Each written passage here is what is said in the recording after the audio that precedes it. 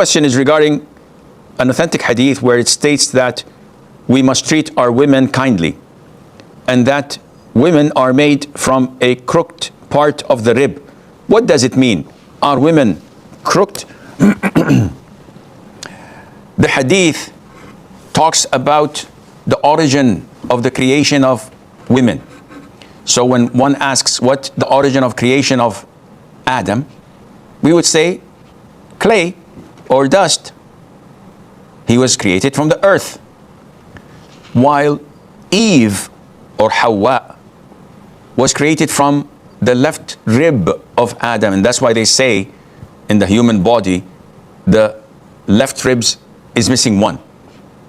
So that rib is not straight, it's crooked.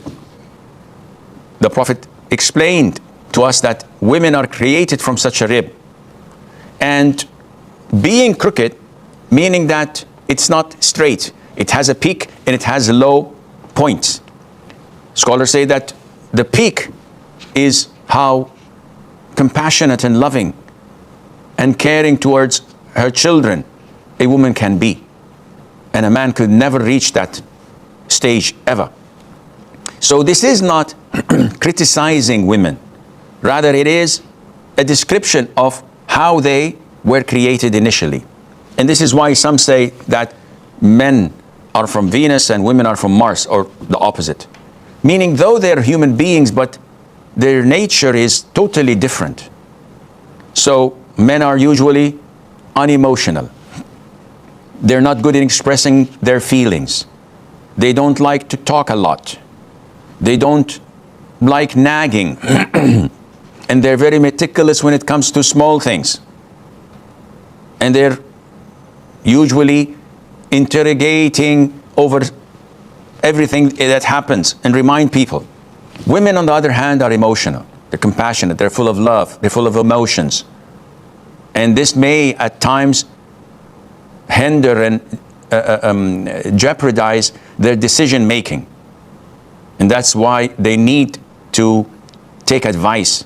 They need someone to open their eyes before making an impulsive decision they may regret for the rest of their lives.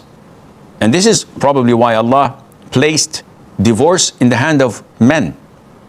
Because if it were for women, they would have probably divorced their husbands in the first couple of weeks or months without thinking twice, because they're emotional. And this is not an insult. This is how Allah created them. If a woman did not have such emotions, a man would be married to another man. So there has to be this chemistry between them that is different poles in order to get attracted to one another.